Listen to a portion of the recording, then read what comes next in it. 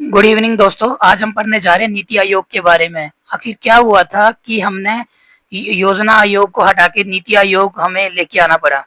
तो इसके लिए हमें जाना पड़ेगा 1950 में, जब हमारा देश आजाद हुआ। उस टाइम पे सरकार ने पंचवर्षीय योजनाओं का खाका तैयार कर रखा था। बेसिकली जब हम आजाद होते हैं तो हमारा देश क्या था, पंचवर्षीय योजना चला रखी थी हमारे देश ने। ठीक है। समय के साथ बदलाव धीरे धीरे क्या हुआ, भारत बाजार आधारित अर्थव्यवस्था की ओर बढ़ा, जिसमें निजी कंपनी और राज्यों की भूमिका बढ़ गई। ठीक है। जैसे जैसे हमारा देश अर्थव्यवस्था की ओर बढ़ने लगा, बाजार आधारित अर्थव्यवस्था हो गई, सब कुछ जो नियंत्रण करने लगा, बाजार करने लगा। ठीक है। जिसमें निजी कंपनी और राज्यों की भूमिका भी बढ़ गई। ठीक है। समस्या सामने आई, क्या क्या समस्या सामने आई। जो नीति आयोग, ये अपना योजना आयोग जो था ना, one fit fit one size fit all करके ये पॉलिसी चलाता था। मतलब एक जो पॉलिसी को ना, ये हर एक स्टेटों में उसका मतलब क्रियान्वयन कर देता था ये। ठीक है। अभी हिमाचल है, हिमाचल की रिक्वायरमेंट अलग हो सकती है, यूपी की अलग हो सकती है। तो ये क्या करता था, उधर सेंटर में बैठ के जो भी योजनाएं चलाता था, उनको मतलब हर एक स्टेट के लिए सेम नीतियां बना देता था ये। ठीक है। और क्या करता था ये केंद्र से योजनाएं बनाता था और राज्यों की जरूरतें जो होती थी उनको अनदेखा कर देता था। ये नीति आयोग की ड्रॉबैक इसकी सॉरी ये अपना योजना आयोग की क्या थी, ड्रॉबैक थी।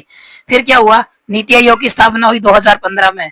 प्रधानमंत्री नरेंद्र मोदी जी ने योजना आयोग को हटाकर नीति आयोग बनाया ताकि राज्यों को ज्यादा अधिकार मिले। जब 2015 में क्या हुआ, हमारी जो सरकार आई, तो नरेंद्र मोदी जी प्रधानमंत्री बने। इन्होंने क्या किया, योजना आयोग को हटा के नीति आयोग बनाया। ठीक है। नीति निर्माण में उनकी भागीदारी हो सके और देश की विविध जरूरतों के मुताबिक रणनीति बनाई जा सके। ठीक है। मुख्य भूमिका क्या थी, नीति आयोग एक थिंक टैंक की तरह काम करता है। ठीक है। नीति बनाने में सलाह देता है लेकिन पैसा बांटता नहीं है।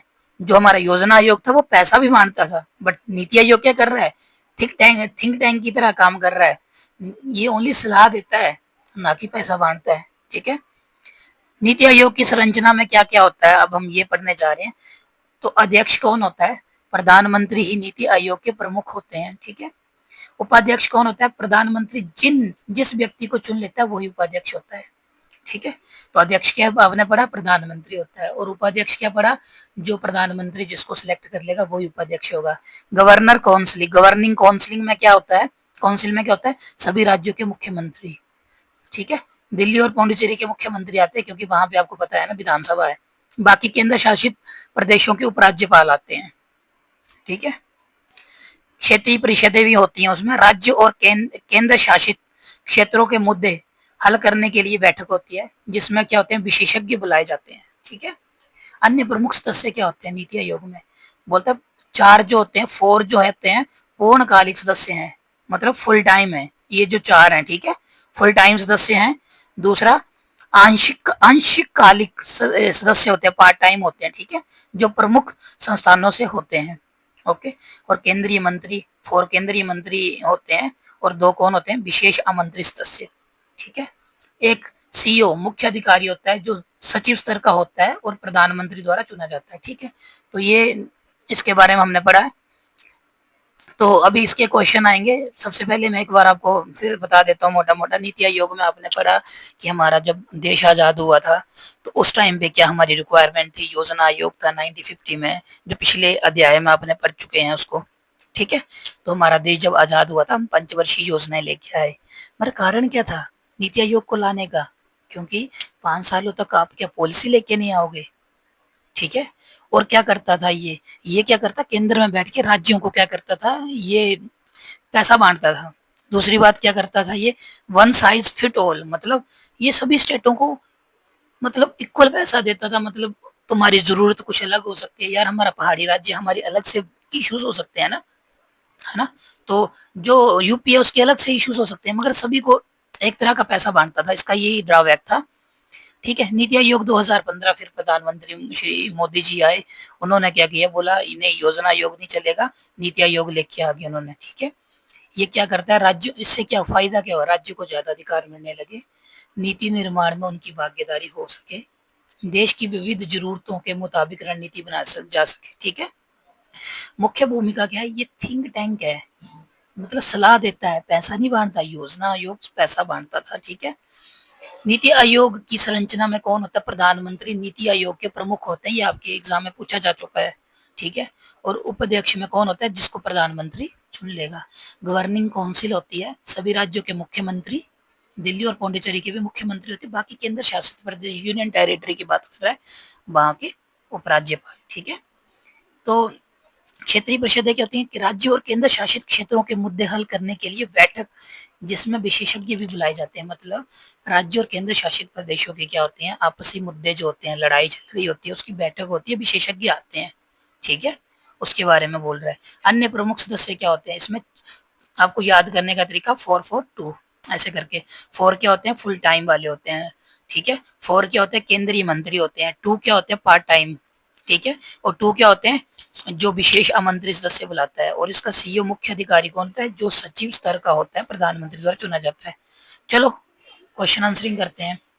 नीति आयोग का अध्यक्ष कौन होता है?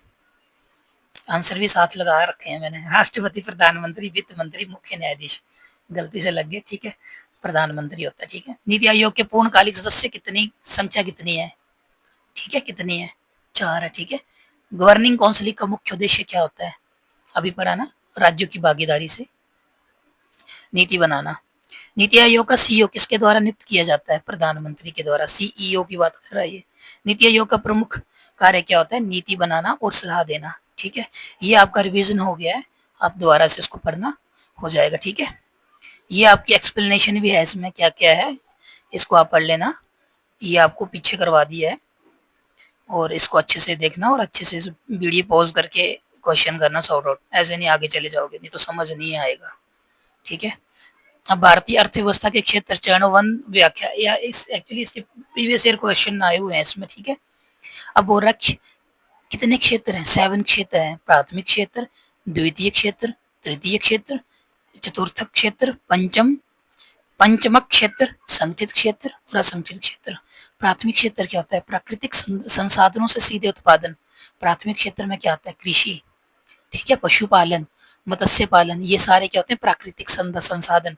कृषि हम उगाते हैं ना, ठीक है, धरती पे अपने आप थोड़ी हो जाती है ना, तो इसको बोलते हैं प्राकृतिक संसाधन, बोलते हैं प्राथमिक उद्देश्य, ठीक है। द्वितीय क्या होते हैं? कच्चे माल से वस्तु निर्माण करना, ठीक है। कच्चे माल से वस्तु निर्माण, जैसे चीनी मिल हो गई, चीनी कैसे बनती है? गन्ना उगाते हैं ना, मीन्स जो आप प्रोडक्ट बनाते हो ना, उसको क्या कर देते हैं, उसको हम क्या कर देते हैं, उसकी वस्तु निर्माण कर देते हैं। जैसे आप गेहूं उगाते हो तो उससे ब्रेड बनते हैं, ये बोल रहा है। कपड़ा उद्योग, कपास उगाते हैं तो कपड़ा बन जाता है, ठीक है। तृतीय क्षेत्र क्या होते हैं? सेवा आधारित क्षेत्र, बैंकिंग, परिवहन, शिक्षा, ये सारे क्या होते हैं? तृतीय क्षेत्र। जैसे बैंक में जाते सेवा ही लेने जा रहे हो ना, उधर बैंक में परिवहन में बैठते हो, गाड़ी गुड़ी में शिक्षा लेते हो, ठीक है। चतुर्थ क्षेत्र क्या होता है? ज्ञान आधारित सेवाएं, आईटी हो गया, रिसर्च हो गया, डेटा एनालिसिस हो गया, ये सारे जो होते हैं चतुर्थ में आते हैं। पंचमक में क्या आता है? उच्च स्तर का निर्णय और नीति निर्माण करना, जो स्तरीय निर्णय लेते हैं, सीईओ, नीति आयोग और न्यायाधीश। संगठित क्षेत्र क्या होते हैं? सरकारी नियमों के तहत काम करने वाले, ठीक है, सरकारी कर्मचारी हो गया, ठीक है, रजिस्टर्ड कंपनियां होगी, ये संगठित हो। असंगठित क्या होते हैं? बिना पंजीकृत, मतलब जैसे दिहाड़ी मजदूर जो होते हैं वो क्या होते हैं? वो बिना पंजीकृत होते हैं, अनौपचारिक कार्य करते हैं, ठीक है।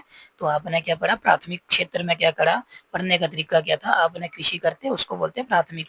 कृषि से जब आप ब्रेड बनाते हो, गन्ने को जो जूस बनाते हैं, ये जितना भी है, सॉरी, चीनी बनाते हैं, ये सब क्या आते हैं? द्वितीय में। तीसरे में क्या आता है? सेवा, ठीक है। चतुर्थ में क्या आता है? ज्ञान आधारित सेवाएं, ठीक है। पांचवें में क्या आता है? उच्च स्तर के निर्णय लेना। संगठित मतलब जो, जैसे सरकारी कर्मचारी हैं, रिटायर्ड कंपनी, सरकारी नियमों के तहत काम करने वाले जो संस्थाएं रूल एंड रेगुलेशन से बनती हैं, ठीक है। असंगठित क्या होते हैं? बिना पंजीकरण, अनौपचारिक होते हैं, दिहाड़ी मजदूर जो होते हैं ना, उनको बोला जाता है ये, ठीक है। तो यही है कि इसमें थोड़ा थोड़ा आप सुनते चलो आराम से, आपको समझ आ जाएगा। अभी इसके भी एमसीक्यू हैं। अच्छा बताओ, निम्न में से कौन सी गतिविधि प्राथमिक क्षेत्र में आती है? बैंकिंग, कृषि, कपड़ा निर्माण, शिक्षा। तो प्राथमिक है ना पहला, बताओ यार, दिमाग लगाओ, वीडियो पॉज करो और आंसर देना, ठीक है। द्वितीय क्षेत्र में क्या आता है? में क्या किया जाता है? सॉरी, सेवाएं दी जाती है, कच्चे माल से उत्पाद बनाए जाते हैं, मछली पकड़ी जाती है, स्वस्थ सेवाएं दी जाती है। ये द्वितीय क्षेत्र की बात कर रहा है, ठीक है। वीडियो पॉज करना, आंसर देना। तृतीय क्षेत्र में कौन है? निर्माण है, कृषि है, सेवा है, खनन है। ठीक है। चतुर्थ क्षेत्र का मुख्य कार्य क्या होता है? स्वास्थ्य सेवाएं, ज्ञान आधारित सेवाएं, कृषि उत्पादन, निर्माण कार्य। ठीक है। ये पांचवा क्वेश्चन पढ़ो, ये सभी के आप आंसर लिखोगे क्या क्या है। नेक्स्ट स्लाइड पे आपके क्वेश्चन गलत है, कोई दिक्कत नहीं, दोबारा रिवीजन कर लेना, आपको याद हो जाएगा ये। ठीक है। ये आपके आंसर भी हैं। ठीक है, देख लेना आप, ये इनके आंसर। और मैं आगे बढ़ रहा हूँ फिर। अब तीसरा टॉपिक है राष्ट्रीय आय तथा विविध विषय जो होते हैं। राष्ट्रीय आय क्या होती है? बोल रहा है ये देश में एक साल के दौरान सभी लोगों द्वारा अर्जित कुल आय, मतलब एक साल के अंदर देश की लोगों ने कितना इनकम जनरेट किया, कुल आय उसकी बात कर रहा है। जैसे मजदूरी करते हैं, किराया, ब्याज, लाभ जैसी कमाई के सभी स्रोत शामिल होते हैं। इससे ये समझते हैं कि देश कुल मिलाकर कितना कमाता है, मतलब देश कितना कमा रहा है। ठीक है, मतलब एक साल के अंदर लोगों के द्वारा कितना पैसा कमाया जाता है उसकी बात कर रहा है। एक देश के अंदर, देश की बात चल रही है ना। तो उदाहरण के लिए उसने बताया, यदि भारत के लोग एक साल में कुल 200 लाख करोड़ की आय कमाते हैं तो ये भारत की राष्ट्रीय आय कहलाएगी। मतलब कुल मिला के सब आपके मम्मी पापा, अंकल आंटी जो भी काम कर रहे हैं, कुल मिला के सब होल पूरा अपना इंडिया जो है उसकी बात कर रहे हैं ये। ठीक है, उसको बोलते हैं राष्ट्रीय आय। सब तो आगे क्या है? सकल घरेलू उत्पाद, जीडीपी। इसमें एक ही वर्ड याद रखना जब भी आएगा, सकल घरेलू उत्पाद में सीमा के भीतर, एक साल में देश की सीमा के भीतर बनी सभी वस्तुएं और सेवाओं का अंतिम मूल्य बात कर रहा है। मतलब हमारे देश की जो बाउंड्री है ना, उसके अंदर जितनी भी वस्तुएं बनी हैं उनका अंतिम मूल्य को क्या बोलते हैं? जीडीपी। कौन बना रहा है, क्या कर रहा है, इसमें नहीं आता, बस हमारे देश के अंदर होना चाहिए। जैसे कोई फॉरेनर है हमारे देश के अंदर काम कर रहा है तो वो भी जीडीपी में काउंट होगा। मगर हमारे देश का बंदा अमेरिका में पैसा कमा रहा है तो वो जीडीपी में काउंट नहीं होगा, क्योंकि ये सीमा के भीतर की बात कर रहा है। इसमें देश में काम करने वाले विदेशी लोगों का उत्पादन भी शामिल होता है। हाँ, देश में काम करने वाले विदेशी, हमारे देश के अंदर जो चाइना के लोग हैं, अमेरिका के जो काम कर रहे हैं, वो भी इसमें ऐड होगा। ये दिखाता है कि देश में कितना उत्पादन किया है। सकल घरेलू उत्पाद आपको जब भी क्वेश्चन आएगा, सीमा के अंदर, देश की सीमा के अंदर जो उत्पादन हो रहा है वो काउंट होगा। उदाहरण के लिए भारत में बनी कारें, मोबाइल ऐप्स, मेडिकल सेवाएं, ये जो बन रहा है ना हमारे इंडिया में, जो भी एक साल में बने हैं उनका कुल बाजार मूल्य जीडीपी होता है। ठीक है। राष्ट्रीय आय और जीडीपी में अंतर, अब इन दोनों का डिफरेंस की बात करें। राष्ट्रीय आय क्या होता है? नागरिकों की कमाई। नागरिक कहीं भी कमाई करे, दैट डजंट मैटर, वो मैटर नहीं करती, वो राष्ट्रीय आय में आती है। जीडीपी में क्या होता है? देश में उत्पादन जो हो रहा होता है। ठीक है, क्षेत्र की बात करें, देश के नागरिकों की आय चाहे वे विदेशों में क्यों ना हो, राष्ट्रीय आय में काउंट होती है। मगर जीडीपी में क्या होता है? देश की सीमा में ही जो उत्पादन होना चाहिए, देश के बाहर नहीं होना चाहिए सीमा के। जीडीपी मकसद क्या है? कितनी कमाई हुई, कितना बनाया गया। ठीक है, ये आप जब पढ़ोगे कॉन्सेप्ट बिल्कुल माइंड में रखना, तभी आंसर दे पाओगे। सरल शब्दों में, अगर कोई भारतीय विदेश में काम कर रहा है तो उसकी आय राष्ट्रीय आय में जोड़ी जाएगी। यदि जैसे आपके भाई लोग जो हैं फॉरेन में काम करने गए हैं तो उनकी जो आय है जो वो कमा रहे हैं वो किसमें काउंट होगी? राष्ट्रीय आय में। मगर जीडीपी में काउंट नहीं होगी, क्योंकि वो तो फॉरेन गया है ना, इंडिया के एरिया से बाहर गया है ना वो। ठीक है, अगर जापान कंपनी भारत में प्रोडक्शन कर रही है तो उसका उत्पादन जीडीपी में शामिल होगा, ये राष्ट्रीय आय में नहीं होगा। ठीक है, इसकी बात कर रहा है। आगे राष्ट्रीय आय को मापने के तीन है विधि है, उत्पादन विधि, आय विधि और व्यय विधि। ठीक है, प्रोडक्ट मेथड में बोल रहा है सभी अंतिम वस्तुओं और सेवाओं का कुल मूल्य जोड़ा जाता है। जैसे 10 लाख कारें इंटू के लिखा है 5 लाख प्रति कार, 50,000 करोड़ उत्पादन हो गया। ठीक है, उत्पादन कितना हमने उत्पादन किया है। ठीक है, उन सभी अंतिम वस्तुओं और सेवाओं का कुल मूल्य जोड़ा जाता है। मतलब उत्पादन विधि में सभी अंतिम वस्तुओं और सेवाओं का कुल मूल्य जोड़ा जाता है। आय विधि में क्या क्या? इनकम मेथड में क्या? जो मजदूरी करते हैं किसान, किराया जो लेते, किराया जो होता है, ब्याज होता है, लाभ, तो लाभ को जोड़ा जाता है। ठीक है, जैसे मजदूरी की आय 2,000 करोड़ है, कंपनियों का लाभ 3,000 है, तो इनको आपस में प्लस कर दिया। ठीक है, एक्सपेंडिचर मेथड, उपभोक्ता खर्च कितना है, निवेश कितना है, सरकारी खर्च कितना है, प्लस निर्यात, माइनस आयात, जो हम आयात करते हैं दूसरों देशों में उसको माइनस कर देते हैं ब्याय विधि में। उपभोक्ता खर्च करते हैं, निवेश कितना है, सरकारी खर्च प्लस निर्यात, और जो आयात मतलब जो हम फॉरेन से मंगवाते हैं उसको माइनस कर देते हैं। ठीक है, ये था। अभी क्वेश्चन लेते हैं। ठीक है, जीडीपी में कौन सा उत्पादन शामिल होता है? क्वेश्चन के पढ़ो इसको आगे। मुझे कमेंट में ये लिख के दोगे कि हमारे इतने क्वेश्चन सही गए हैं, इतने क्वेश्चन गलत हैं। जहाँ समझ नहीं आएगा पूछ सकते हो। ठीक है, डाउट लेके नहीं जाना है, यहाँ पे आपको सीखना है। हाँ, तो आपने आंसर दे दिया होगा। चलो दूसरा क्वेश्चन, जीडीपी को भौगोलिक अवधारणा क्यों कहा जाता है? सोचो इसके बारे में। और वीडियो अच्छी लगी तो लाइक कर दो, कमेंट लिख दिया करो बेसिकली, क्यों कुछ समझ नहीं आए तब भी डिसलाइक भी कर सकते हो, वो आपके ऊपर डिपेंड है। शेयर आपको अच्छा लग रहा है तो शेयर भी कर सकते हो। ठीक है, जीडीपी की गणना में दोहरी गिनती कब होती है? Third question. तो आपको 10 सेकंड या 30 सेकंड दिए जाएंगे, उसमें आपको आंसर देना है। जो समझ नहीं आएगा पूछना है। आपको नोट्स चाहिए होंगे तो टेलीग्राम में चैनल बनाऊंगा, उसमें ये पीडीएफ डाल दिया करूंगा, उससे आप यूटिलाइज कर लेना नोट्स को। जीडीपी की व्यय विधि में कौन सा शामिल नहीं होता?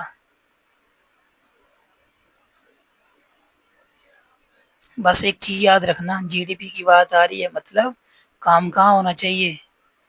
इंडिया की बाउंड्री के अंदर। कौन कर रहा है? That doesn't matter. ओके, यदि जीडीपी अधिक है प्रति, लेकिन प्रति व्यक्ति आय कम है तो इसका क्या कारण है? ठीक है, तो ये आपके सामने आंसर है। कितने क्वेश्चन सही गए हैं कमेंट बॉक्स में लिखना। हाँ, और बार बार रिवीजन करना, आपके डेफिनेटली दिमाग में ये बातें जाएंगी। और इस वीडियो को कम से कम 3 4 4 बार सुनना, तभी आपके बेसिक कॉन्सेप्ट जो हैं क्लियर हो जाएंगे। ठीक है, अभी हमारी ये 3 क्लासेस हो गई हैं, 10 क्लासेस में हमें ये कंप्लीट करना है, और पॉलिटी भी स्टार्ट करेंगे जल्दी। ठीक है फिर, जय हिंद जय भारत।